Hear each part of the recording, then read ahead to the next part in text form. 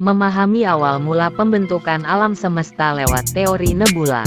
Kita tentunya banyak bertanya-tanya bagaimana alam semesta yang kita tinggali saat ini bisa terbentuk. Bagaimana ada yang dinamakan planet-planet? Bagaimana ada luar angkasa? Bagaimana ada bintang? Dan yang lain sebagainya. Artikel kali ini akan membahas tentang teori nebula yang berkaitan dengan awal mula pembentukan alam semesta. Dari situ, banyak bermunculan teori-teori pembentukan alam semesta yang dikenal di dunia. Ingin tahu lebih dalam mengenai teori pembentukan alam semesta? Simak penjelasan lengkapnya di sini.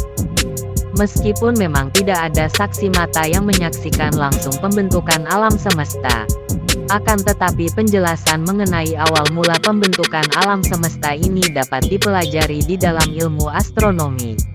Ada beberapa teori yang menjelaskan bagaimana alam bisa terbentuk beserta dengan isinya. Namun, dari teori-teori tersebut ada yang sejalan, tetapi ada pula yang saling bertentangan. Para ilmuwan memiliki argumen masing-masing dalam teorinya sesuai dengan apa yang mereka amati. Beberapa teori pembentukan alam semesta yang paling dikenal antara lain teori steady state. Teori steady state ini menyatakan bahwa alam semesta dibentuk tanpa awal dan juga akhir. Singkatnya, alam semesta ini memang terbentuk tanpa ada fenomena apapun.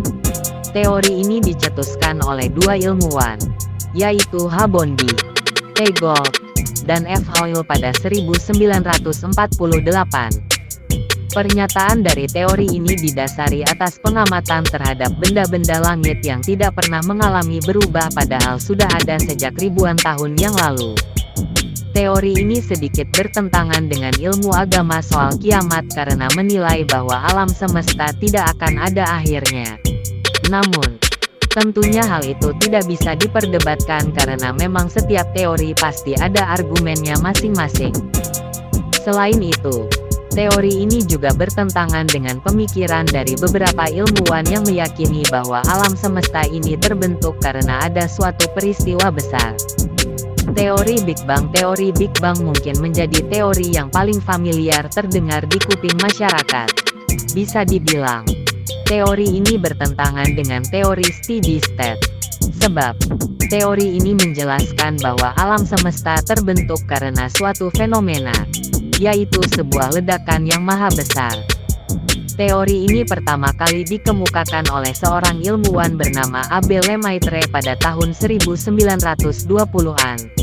Teori Big Bang meyakini bahwa alam semesta terbentuk berasal dari gumpalan atom besar dan memiliki suhu setinggi 10 miliar sampai 1 triliun derajat Celcius. Akibat suhu yang sangat tinggi, atom tersebut akhirnya menciptakan ledakan yang sangat besar. Ledakan itu akhirnya menyebar dan menciptakan seluruh isi dari alam semesta ini, termasuk planet. Seorang ilmuwan bernama Hubble juga mendukung pernyataan teori Big Bang karena menemukan bukti adanya geseran pada galaksi dalam gelombang mikrokosmos. Teori nebula. Istilah dari nebula pertama kali dicetuskan pada tahun 1755 oleh seorang ilmuwan. Nebula memiliki arti sebagai awan atau kabut. Teori ini pertama kali dikemukakan oleh ilmuwan asal Jerman bernama Immanuel Kant pada 1755. Teori ini juga menjadi salah satu teori yang penjelasannya paling bisa diterima oleh banyak ilmuwan. Alhasil, teori ini terus dikembangkan oleh ilmuwan-ilmuwan di bidang astronomi. Teori ini menjelaskan bahwa alam semesta ini terbentuk dari gumpalan gas dalam jumlah yang sangat besar, bersuhu tinggi, dan berputar dengan sangat lambat. Gumpalan ini berasal dari gas hidrogen dengan suhu yang sangat panas. Perputaran gas itu kemudian menyebabkan adanya konsentrasi materi dengan berat jenis yang tinggi. Proses konsentrasi tersebut kemudian berkembang dan akhirnya membentuk planet dan juga matahari. Penjelasan teori nebula menurut para ahli. Sejumlah ilmuwan memiliki argumennya masing-masing dari hasil penelitiannya mengenai pembentukan tata surya melalui teori nebula. Menurut Immanuel Kant menjelaskan bahwa pembentukan tata surya berasal dari awan yang berputar perlahan dan kemudian ditarik oleh gaya gravitasi. Karena gravitasi itu, awan-awan tersebut menggumpal sampai mengeras dan menghasilkan susunan tata surya. Menurut Simon Laplace kemudian mengembangkan argumen yang dikemukakan oleh Immanuel Kant mengenai teori nebula. Penjelasan dari Immanuel Kant kemudian diperkuat dengan argumen dari Simon Laplace.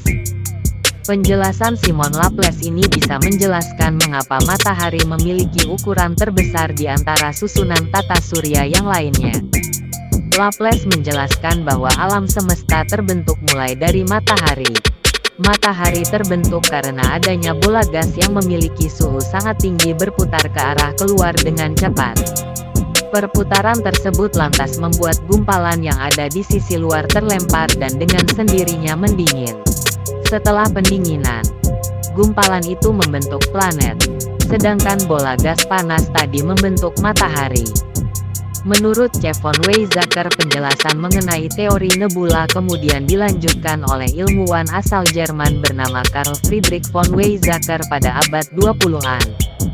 Weizsäcker menjelaskan bahwa awal mula alam semesta ini terbentuk dari lapisan gas berupa hidrogen serta helium. Gas-gas tersebut terletak di luar jalur matahari. Karena suhu panas yang dari matahari, gas-gas itu kemudian terkumpul pada sebuah garis massa. Kumpulan massa dari gas tersebut lantas menguap keluar angkasa dan menarik material-material padat yang ada di luar angkasa sehingga membentuk sebuah planet. Menurut NASA, Badan Penerbangan dan Antariksa Amerika Serikat atau yang dikenal dengan NASA juga memiliki argumennya sendiri mengenai teori nebula. NASA menjelaskan bahwa tata surya atau alam semesta ini bermula dari sebuah awan dan gas padat berupa debu yang ada sekitar 4,5 miliar tahun yang lalu. Awan-awan tersebut lantas berputar dan akhirnya menjadi sebuah gumpalan. Kemudian gravitasi membuat gas dan debu itu berputar perlahan dan konsisten membentuk seperti sebuah cakram. Gas dan debu itu makin lama makin padat dan membentuk sebuah inti yang menjadi matahari. Sedangkan material lain yang ada di sekitar matahari mendingin dan membentuk planet yang dikenal dengan galaksi Bima Sakti. Proses pembentukan tata surya berdasarkan teori nebula secara umum. Dari pertanyaan-pertanyaan dari para ilmuwan di atas, terdapat garis merah yang dapat kita tarik mengenai teori nebula yang menjelaskan mengenai pembentukan alam semesta. Pertanyaan-pertanyaan itu juga menjelaskan langkah-langkah yang nyaris sama dalam pembentukan alam semesta lewat teori nebula. Langkah-langkah itu antara lain: kumpulan gas menjadi awal mula dari tata surya menurut penjelasan dari teori nebula. Gas ini dijelaskan berupa hidrogen atau helium. Berputar gas-gas yang ada di luar angkasa itu kemudian berputar secara cepat hingga menghasilkan tekanan gravitasi yang tinggi. Akibatnya, gas-gas tersebut menghasilkan suhu panas yang sangat tinggi sehingga membentuk inti dari matahari. Gas-gas tersebar selama berputar itu. Beberapa gas yang ada di dalam inti tersebut ada yang memisahkan diri, tetapi tetap berada di jalur perputaran sehingga membentuk seperti cincin. Pemadatan gas-gas yang berotasi di matahari diketahui memiliki tekanan gravitasi dari matahari. Akibatnya, gas-gas dan material lain di luar angkasa ditarik oleh gaya gravitasi dan menyatu menjadi sebuah gumpalan padat. Gumpalan padat itu kemudian mengalami pendinginan dan membentuk planet-planet yang mengitari matahari, termasuk bumi. Semakin jauh jarak planet dari matahari, semakin dingin pula suhu dari planet tersebut. Kelebihan dan kelemahan teori nebula. Teori ini memiliki kelebihan yaitu membuktikan bahwa tata surya memang berada segaris lurus dengan lintasan elips atau oval yang mengelilingi matahari. Oleh karena itu, teori ini dianggap sebagai teori pembentukan alam semesta yang paling masuk akal oleh para ilmuwan. Namun, meski teori ini dianggap masuk akal, teori ini juga bukan tanpa kelemahan.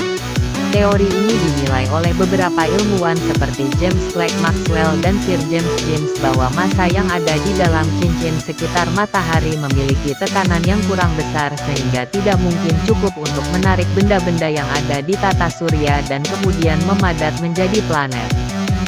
Selain itu, Fr. Moulton menjelaskan bahwa teori nebula ini seharusnya menghasilkan ukuran planet lebih besar ketimbang ukuran dari matahari. Seperti diketahui, matahari menjadi material terbesar yang ada di dalam tata surya. Demikianlah pembahasan mengenai awal mula pembentukan alam semesta yang dijelaskan oleh teori nebula.